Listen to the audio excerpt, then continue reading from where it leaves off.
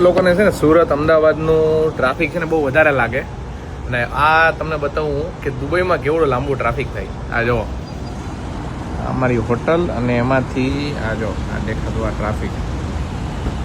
જો હવે આ તમને લાઈન દેખાય કે કેટલી લાંબી છે. સેમ તમે જો નીચે જુઓ ક્યાંય સેમ છે. આ જો કેવડી લાંબી છે. ને સેમ હવે આ આગળ બીજું આગળની ટ્રાફિક બતાવું. દુબઈ મોલ સાઈડનું છે. તમે જો ટ્રાફિક દેખાય